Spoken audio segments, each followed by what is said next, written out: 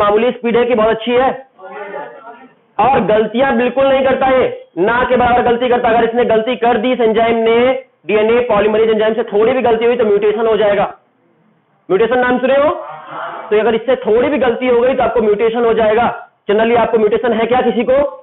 मतलब आप सभी के बॉडी में डीएनए रेप्लिकेशन हर समय होता है, लेकिन आपके शरीर में म्यूटेशन नहीं हो रहा जल्दी जल्दी। वरना अगर गलती करता बार बार तो आपके शरीर में, हर किसी के शरीर में म्यूटेशन होता, हर दिन होता। ठीक है, हर दिन आपके शरीर में लाखों सेल बहुत सारी सेल बनती है, हजारों सेल बनती हैं, और हर सेल में म्यूटेशन आपका रेप्लिकेशन होता है, और बार बार सेल बनती रहती है ऐसे जीवन भर में। तो आपके शरीर में कभी गलती हुई जनरली नहीं होती। अगर इससे गलती हो गई, कैसी गलती? ए के साथ टी को जोड़ना था, जी के साथ सी को जोड़ना था, कॉम्प्लीमेंट्री जोड़ते समय अगर इससे कोई गलती से कुछ जुड़ गया गलत भी, तो ये पीछे से प्रूफ रीडिंग भी करता है। ये पीछे मुड़कर प्रूफ रीडिंग करता है, ऐसे जाता है, एक कदम आगे का तो चलता रहता है सीधे सीधे, और पीछे की ओर प्रूफ रीडिंग करने के लिए देखता हुआ आता है। हाँ ठीक है ठीक है ठीक है, ऐसे चलता है। तो रिपीट कर रहे हैं, ये सिंथेसिस डीएनए की किधर से किधर करता है? 5 से 3 की ओर। और जब चेकिंग करने निकलता, प्रूफ रीडिंग करने निकलता, किधर किधर करता है? 3 to 4। और गलती से कुछ गलती हो गई होगी तो उसको तुरंत काट देगा और हटा देगा, काट कर। एक्सोन्यूक्लियेज एक्टिविटीज को कहते हैं, काट कर रिमूव करना, प्रूफ रीडिंग करना और गलती को रिमूव, सुधार देना, काट कर निकाल देना, एक्सोन्यूक्लियेज एक्टिविटी बोलते हैं। तो आपसे कोई पूछे डीएनए पॉलीमरेज एंजाइम एक्सोन्यूक्लियेज एक्टिविटी किस डायरेक्शन में करता है, तो याद रखिएगा 3 प्राइम to 5 प्राइम। एक्सोन्यूक्लियेज एक्टिविटी यहां पर यूज होगा। एक्सोन्यूक्लियेज एक्टिविटी किधर से किधर करता है? 3 प्राइम से 5 प्राइम के उल्टा डायरेक्शन जाकर। एक्सोन्यूक्लियेज एक्टिविटी मतलब प्रूफ रीडिंग करेगा और गलतियों को सुधारेगा, काट कर फेंक देगा, कहीं गलत हो गया तो उसको काट कर फेंक देगा, रिमूव कर देगा। किस स्पीड से आगे की ओर बढ़ेगा? 2000 बेस पेयर पर सेकेंड की बेस पेयर की स्पीड से बढ़ेगा।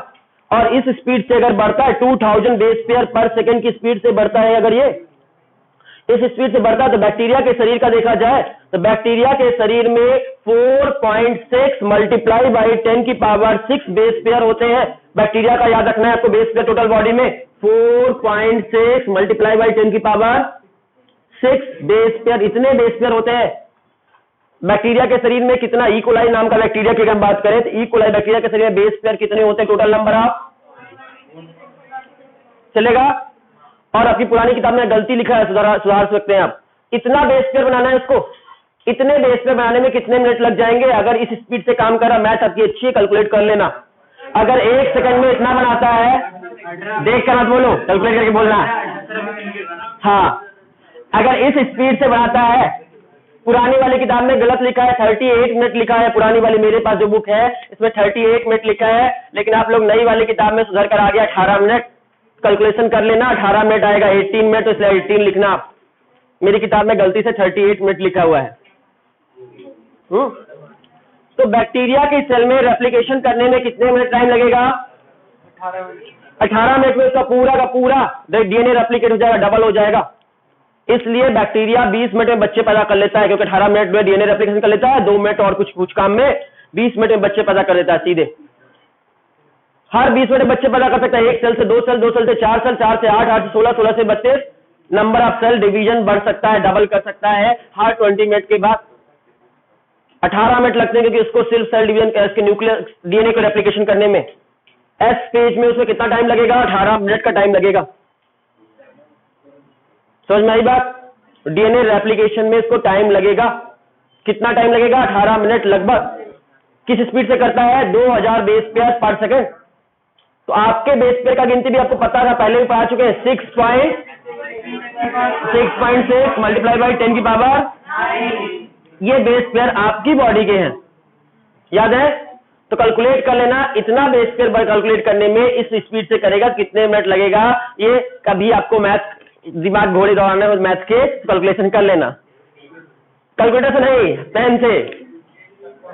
हाँ चलेगा। अब हम यहाँ पे कैलकुलेशन पे नहीं जाते हैं, आपकी बुक ने इतना कैलकुलेट कर दिया, बहुत कर दिया है, मुझसे नहीं होने वाला। और तो याद रखना, ई कोलाई के शरीर में अगर आपसे कोई पूछे कितने बेस पेयर होते हैं, कितने नंबर ऑफ बेस पेयर होते हैं, बेस पेयर समझते हो ना, इतने बेस पेयर 4.6 मल्टीप्लाई बाई 10 की पावर 6 बेस पेयर, ह्यूमन में इतने होते हैं, याद है आपको, ह्यूमन का तो याद ही होगा, बैक्टीरिया का भी याद कर लो, ई कोलाई बैक्टीरिया का। और 1 सेकंड में आपका डीएनए पॉलीमरेज एंजाइम कितने बेस पेयर को बना सकता है, 2000 बेस पेयर को। तो मतलब पूरे बैक्टीरिया के डीएनए को डबल बनाने के लिए उसको 18 मिनट बहुत है। चले जाती सी बात, डीएनए पॉलीमरेज एंजाइम बहुत इफिशियंट है कि नहीं है? वैसे तो यहां पर आपकी बुक ने कोई इसका टाइप नहीं लिखा है, लेकिन डीएनए पॉलीमरेज एंजाइम कई तरह के होते हैं, 1 2 3 4 ऐसे, 1 2 3 फेमस है, 3 वाला यहां पर काम करता है। आपकी बुक ने नहीं लिखा 1 2 3, लेकिन अगर आपको जानकारी के लिए चाहिए कौन सा डीएनए पॉलीमरेज जहां काम करता है, तो डीएनए पॉलीमरेज 3 याद रखना। कौन सा? तो डीएनए लिखना था, आरएनए लिखा रहा है, डीएनए पॉलीमरेज 3 1 2 3 रोमन में लिखेंगे, ये वाला एंजाइम यहां पर काम करता है। आप तो डीएनए पॉलीमरेज 3 एक्चुअली में ये, लेकिन आपकी बुक ने 1 2 3 कुछ भी नहीं लिखा है, इसलिए छोड़ दो, आप टेंशन में मत लो। समझ पा रहे हो? यहां से फिर शुरू से पढ़ते हैं, एक बार देखेंगे। बता रहे एक बार यहां पे देखो, तुम्हारे क्वेश्चन का आंसर अपने आप दे रहे हैं। आपका एक डीएनए था डबल स्टैंडर्ड पूरा, उस डबल स्टैंडर्ड डीएनए में आपका कौन सा डीएनए ए प्रोटीन आया और उसने वीक पॉइंट ढूंढा, एटी रिच सीक्वेंस ढूंढे जहां पे ए और टी ज्यादा थे, उस जगह पर हाइड्रोजन बॉन्ड को ब्रेक कर दिया, और हाइड्रोजन बॉन्ड ब्रेक कर दिया और एक ऐसा स्ट्रक्चर बन गया जिसको बोलते हैं रेप्लिकेशन फॉर्क, जहां पर दोनों स्ट्रैंड हाइड्रोजन बॉन्ड से ना जुड़े हुए हो, रेप्लिकेशन फॉर्क के नाम से जानते हैं। बबल जैसा, अगर पूरा डायग्राम देखोगे बबल दिखता है, बबल, फॉर्क मतलब बबल, जिसको बबल भी बोलते हैं। रेप्लिकेशन बबल्स या रेप्लिकेशन फॉर्क दोनों एक ही चीज है। बबल जैसा, जैसे आपके यहाँ पर बीच में, बीचों बीच में था ना, ये अभी देखो यहाँ पे आगे पे, इधर पे डबल स्टैंडर्ड डीएनए है, इधर डबल स्टैंडर्ड डीएनए, बीचों बीच में कहीं पर आकर ये बबल जैसा बीच में भर गया है, इसलिए बबल भी बोलते हैं इसको, रेप्लिकेशन फॉर्क को। ठीक है, बीच बीच में बबल से सब बीचों बीच में है, आधा काटकर बनाया है, लेकिन अगर आप पूरा डायग्राम देखिए से बनाए थे जो बबल जैसा बीच में भरा था, ये चलेगा। अब इसमें जो जगह पर से रेप्लिकेशन स्टार्ट होगा उसको बोलेंगे replication of origin, origin of replication, sorry, origin of replication. और ऑरिजिन ऑफ रेप्लिकेशन हमेशा आपका जो होगा वो 3 प्राइम से 5 प्राइम की ओर रीड करेगा, 5 प्राइम से 3 प्राइम की ओर सिंथेसाइज करेगा। और सिंथेसिस करने के लिए बस कंडीशन क्या क्या है, कौन सा एंजाइम काम करेगा, DNA dependent DNA polymerase enzyme काम करेगा। और इसकी कंडीशन नंबर 1 थी कि सिंगल स्ट्रैंड होना चाहिए डीएनए, हाइड्रोजन बॉन्ड नहीं होने चाहिए उनके बीच में। दूसरी कंडीशन थी कि वो सिर्फ 5 प्राइम से 3 प्राइम बनाएगा। और तीसरी कंडीशन थी कि वो आपका क्या है, स्टार्टअप नहीं करेगा, प्रोसेस को इनिशिएट नहीं करेगा, इनिशिएट किसी और से करवाना होगा। तो इनिशिएट करने के लिए यहां पर कौन सा एंजाइम काम करेगा, प्राइमेज, और क्या बना के चला जाएगा, छोटा सा प्राइमर, आरएनए का टुकड़ा जोड़ देगा। अब यहां पर डीएनए पॉलीमरेज आएगा,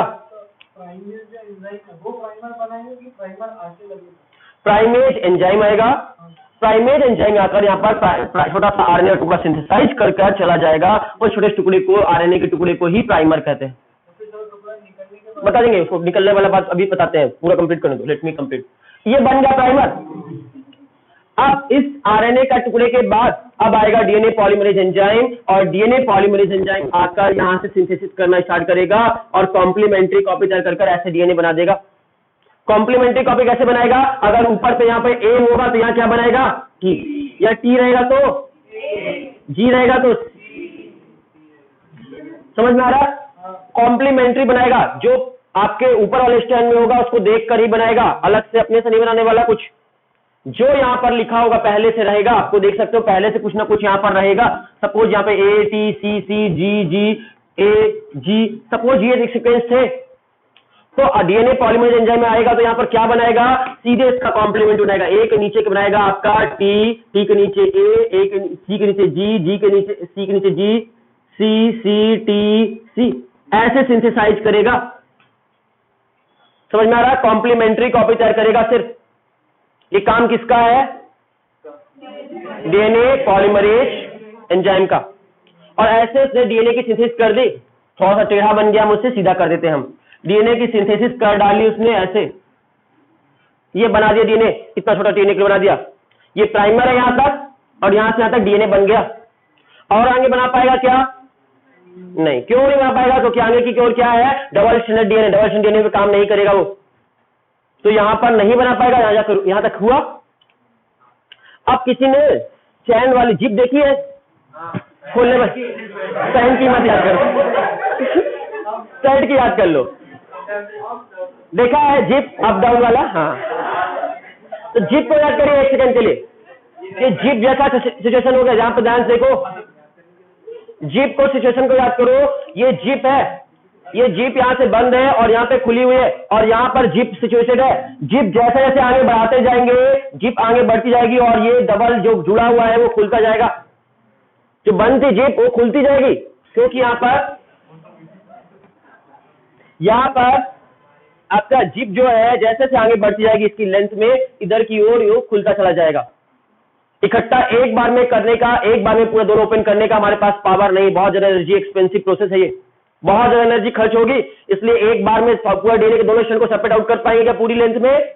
नहीं, थोड़ी दूर तक बबल रह पाएगा। ये आगे की ओर हम बढ़ते जाएंगे, पीछे की ओर वापस से सील आउट होता जाएगा, अपने आप बंद होता जाएगा वो। आगे की ओर हम बढ़ते जाएंगे, बबल जैसे आगे बढ़ते जाएंगे, पीछे की ओर सील आउट होता रहेगा अपने आप। समझ आ रहा? उसमें सील करने के लिए अलग एंजाइम है, खोलने के लिए भी अलग एंजाइम है, हर जगह एंजाइम है। वैसे आपको बताना नहीं था, नॉलेज के लिए, जानकारी के लिए सुनना तो सुन लो। इसको खोलने का काम यहाँ पे जिप की तरह काम कौन करेगा? जो इसको खोलता रहेगा आगे की ओर, वो एंजाइम का नाम है हेलिकेज एंजाइम। बुक में नहीं दिया है, इंपॉर्टेंट नहीं है। हेलिकेज नाम का एंजाइम है यहाँ पर जो काम करता है। हेलिकेज एंजाइम आपके ये शार्पनर की तरह काम करेगा, इसको खोलने का काम करेगा।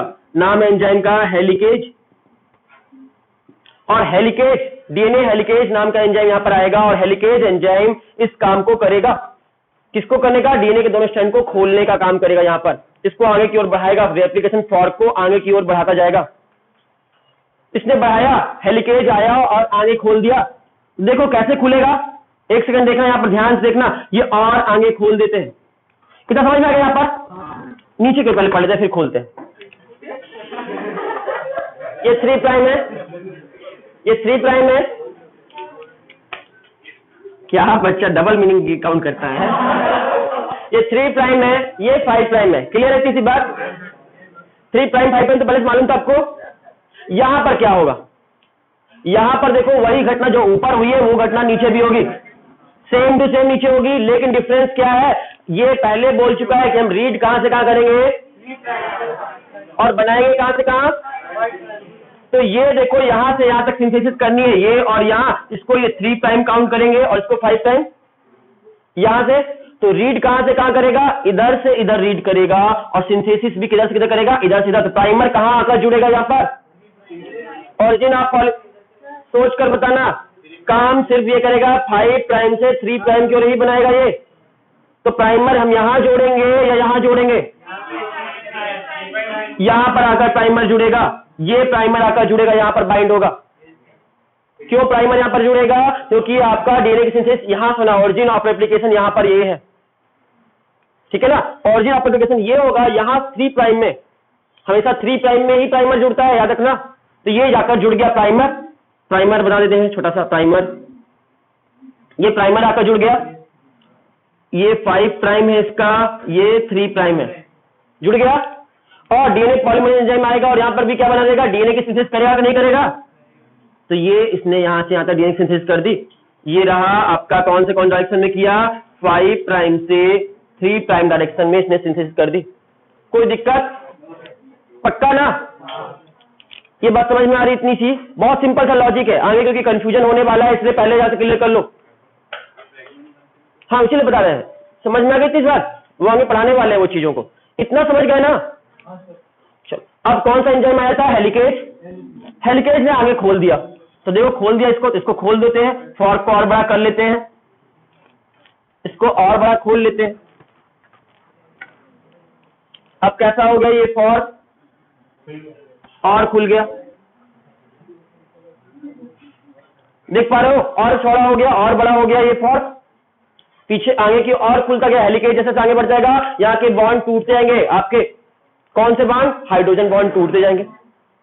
और जगह मिल गई, अब जगह मिल गई तो और जगह मिल गई, तो डीएनए पॉलीमरेज एंजाइम इसी को कंटिन्यू करता जाएगा, निकल जाएगा, इसी को आगे बढ़ाता जाएगा, और ये डीएनए का सिंथेसिस करता जाएगा आगे की ओर, कंटिन्यूअसली ये डीएनए की सिंथेसिस आगे करता रहेगा, फिर खुल जाएगा और आगे बनाएगा, फिर खुल जाएगा फिर और आगे बनाएगा, ऐसा बार बार करता रहेगा। समझ में आ रही बात? जितने बार खुलेगा बार बार ओपनिंग होगा। मान लो एक बार यहां तक खुला, यहां तक बनाया इसने, फिर दोबारा खुला, फिर इसने और आगे कंटिन्यू कर लिया, इसी बात को कंटिन्यू करता जाएगा और लगातार बनाता जाएगा। ये कंटिन्यूअस सिंथेसिस कर रहा है या फिर रुक रुक कर रहा है? कंटिन्यूअस। देखो कहीं टुकड़े नहीं हुए इसके, कहीं पर कोई टुकड़े नहीं हुए, कंटिन्यूअसली चल रहा है, इसलिए ये कंटिन्यूअस फॉर्मेशन कर रहा है इस डायरेक्शन पे। लेकिन यहां देखो, अब इसी चीज को यहां पे रिपीट कर रहे हैं। ये प्राइमर था और इधर से इधर बनाते हुए यहां पहुंच गया, अब फिर उसको बनाना है। अब ये और खुल गया, यहां तक खुल गया, मान लो यहां तक खुला हुआ है, तो अब इसको यहां से यहां तक के बीच की बात कर रहा है। तो कहां से स्टार्ट करेगा? प्राइमर कहां जुड़ेगा? यहां पे जुड़ेगा, ए पॉइंट पर ए है और एक बी है, कहां प्राइमर आकर जुड़ेगा? ए प्राइम पे, फिर प्राइमर आकर जुड़ेगा, दूसरा प्राइमर आकर जुड़ा, नेक्स्ट प्राइमर, और ए प्राइम पर प्राइमर जुड़ा, और अब फिर सिंथेसिस करेगा, और फिर सिंथेसिस करके इतना बड़ा बनाया इसने डीएनए। फिर खुला, फिर आएगा यहां प्राइमर जुड़ेगा, देख पा रहे हैं? और प्राइमर जुड़ेगा, प्राइमर जुड़ने के बाद फिर सिंथेसिस करेगा। ऐसा बार बार किया, इस तरह बार बार प्राइमर आकर जुड़ रहा है और बार बार डीएनए बन रहा है। इस तरफ में टुकड़े टुकड़े में बन रहा है या इकट्ठा बना? यहाँ टुकड़े टुकड़े में बना, एक स्टैंड में टुकड़े टुकड़े में बना और एक स्टैंड में कंटिन्यूअस बना, इसलिए स्टैंड को कंटिन्यूअस कहेंगे, इसको डिसकंटिन्यूअस कहेंगे। देखना, ध्यान समझना, कहानी सुनाते हैं, हंसना मत, तब बताएंगे। पहले याद रहे, तब नहीं बताएंगे। चलो चुप होकर लगाते हैं, अब एक हल्ला नहीं करना, ठीक है? वरना फिर आगे से सुनाने वाले। अभी एक मिनट रुक जाओ। बात इतनी सी है कि एक हस्बैंड वाइफ थे, उनका डिवोर्स करवाए, तो हस्बैंड को नई वाइफ मिल गई और इस वाइफ को नया हस्बैंड मिल गया, मिला ना? इसको जो वाइफ मिली, इस हस्बैंड को जो वाइफ मिली वो बड़ी अच्छी मिली, कंटिन्यूअस काम कर रही है। लेकिन इस वाइफ को जो हस्बैंड, नया वाला हस्बैंड मिला, वो बड़ा बेकार मिला। ये यहां से यहां तक काम करता, फिर रुकता, आराम करता थोड़ी देर, फिर काम करता, फिर आराम करता।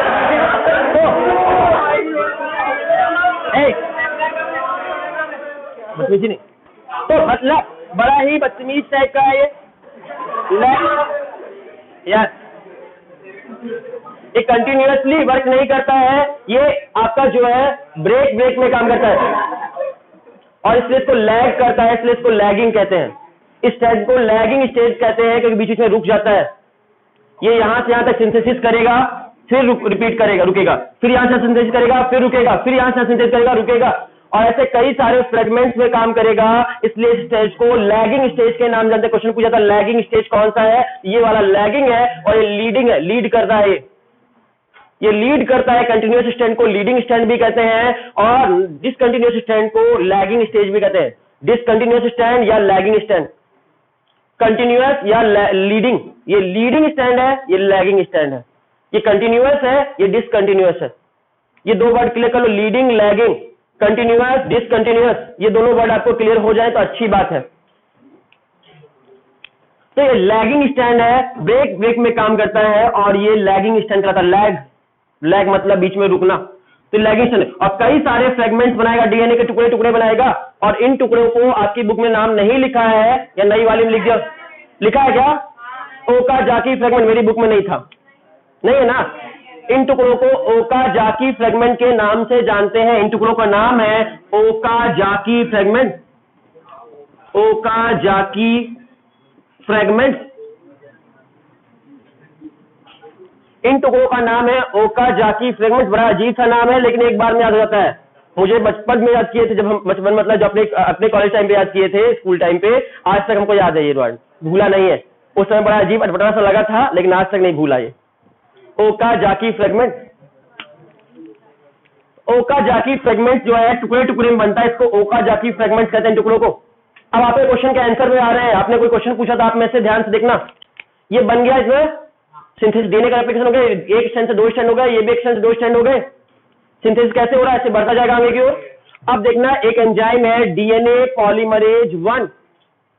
अभी 3 पढ़ रहे थे ना, बुक में आपका इसका भी जिक्र नहीं किया है लेकिन हम आपको बता देते हैं। डीएनए पॉलीमरेज 1 नाम का एक एंजाइम आएगा और डीएनए पॉलीमरेज 1 एंजाइम जो है वो इसका काम क्या है, प्राइमर को हटाना और उसकी जगह पर डीएनए बनाना, आरएनए को रिमूव करना और जगह पे उसकी जगह पे रिप्लेस क्या कर देना। तो हमको डीएनए नहीं, आरएनए नहीं बनाना था ना, सिर्फ डीएनए का रिप्लेसन करना है। तो जहां जहां पर, ये देखो आपको क्वेश्चन यही था शायद, देख लो बच्चा, यहां जहां पर आरएनए था, आरएनए को हटाएगा, आरएनए को हटाकर वहां पर क्या बनाएगा, डीएनए का फॉर्मेशन कर देगा। आरएनए हटाएगा, प्राइमर को हटाएगा और प्राइमर को हटाकर वहां पर क्या बना देगा, डीएनए का फॉर्मेशन कर देगा। प्राइमर को हटाएगा, प्राइमर को हटाकर डीएनए का फॉर्मेशन कर देगा। ऐसा बार बार करेगा वो। रुक जाओ, इस लाइन के बाद पूछना, कंप्लीट करने के बाद शायद यहीं पे क्लियर हो जाएगा। ये काम बार बार करेगा। आरएनए को रिमूव करना और डीएनए को ऐड करना किसका काम है, डीएनए पॉलीमरेज 1 का। और डीएनए पॉलीमरेज ये काम करता रहेगा और इस तरह जितने भी जगह पर प्राइमर बना हुआ है उन सभी जगह पर रिप्लेस कर वहां पर डीएनए बना देगा। आरएनए को रिमूव करेगा और डीएनए को ऐड करेगा। ये काम किसका है, डीएनए पॉलीमरेज 1 का। और ये काम कंप्लीट कर दिया। इधर तो देखो कोई दिक्कत नहीं है, लेकिन हाँ यहां टुकड़ा बने है ना, टूटा हुआ है। जैसे जहां जहां टुकड़े टूटे हुआ डीएनए, टूटे हुए डीएनए को जोड़ने का काम करेगा डीएनए लाइगेज। और डीएनए लाइगेज एंजाइम का काम क्या है, ये सील करना, आपको ज्वाइंट करना, डीएनए के दो फ्रेगमेंट्स को जोड़ना काम है डीएनए लाइगेज का। तो ये सब टुकड़े जुड़ जाएंगे, ओकाजाकी फ्रेगमेंट्स जितने भी हैं सारे ओकाजाकी फ्रेगमेंट्स जुड़ जाएंगे और एक सिंपल सा सीधा सा डीएनए बन जाएगा। तो ये स्ट्रैंड बाद में जुड़कर सीधा हो जाता है कि नहीं हो जाता, हो जाता है। कौन करता है ये काम, ओकाजाकी फ्रेगमेंट को जोड़ने का काम डीएनए लाइगेज। इसीलिए डीएनए लाइगेज एंजाइम को मॉलिक्यूलर ग्लू के नाम से भी जानते हैं, मॉलिक्यूल्स को जोड़ता है इसलिए इसको मॉलिक्यूलर ग्लू के नाम से जानते हैं, मॉलिक्यूलर ग्लू के नाम जानते हैं। और ये डीएनए रेप्लिकेशन आपका इस तरह यहां पर मेरे हिसाब से खत्म हो गया। अब आप क्वेश्चन पूछ सकते हैं। प्राइमर आपके लग रहा था तो सेम प्राइमर आगे आगे बढ़ रहा था, नया प्राइमर आ रहा था, हर बार नया आ रहा था, प्राइमेज आता था, प्राइमर बनाता था और फिर बाद में इकट्ठे सारे प्राइमर को रिमूव कर दिया गया। अब मेरे तरफ से डीएनए रेप्लिकेशन खत्म हो गया। आपके एनसीईआरटी में यही डायग्राम बना है, बस तरीका अलग है, इसको सीधा कर दिया है। Lagging stand, leading stand, reading कहां से किधर करता है, सिंथेसिस कहां से कहां करता है, प्रूफ रीडिंग करता है। ये आपके एक्सोन्यूक्लियोटाइड प्रूफ रीडिंग कर रहे हैं 3 प्राइम से 5 प्राइम की ओर, उल्टा डायरेक्शन में 3 प्राइम से 5 प्राइम की ओर प्रूफ रीडिंग करेगा। और मेरे हिसाब से आपका डीएनए का रेप्लिकेशन यहां खत्म हो गया। अगर आपको एनसीईआरटी पढ़ने के बाद एक भी लाइन नई लगती है तो आप पूछ सकते हैं। एक लास्ट लाइन सुन ले, बैक्टीरिया का रेप्लिकेशन मतलब प्रोकैरियोटिक सेल का रेप्लिकेशन और यूकैरियोटिक सेल का रेप्लिकेशन ऑलमोस्ट सेम होता है। डिफरेंस सिर्फ इतना सा है कि डीएनए आपका बैक्टीरिया के डीएनए में सिर्फ एक ओआरआई होता है, ऑरिजिन ऑफ रेप्लिकेशन सिर्फ एक होगा। यूकैरियोट में मल्टीपल ऑरिजिन ऑफ रेप्लिकेशन होते हैं। हमारे शरीर में बहुत सारे ऑरिजिन ऑफ रेप्लिकेशन होंगे क्योंकि बहुत बड़ा डीएनए है और बैक्टीरिया का डीएनए छोटा होता है इसलिए उसमें एक ही ऑरिजिन ऑफ रेप्लिकेशन होता है। ये डिफरेंस है बैक्टीरिया में और हम में। और एक और लाइन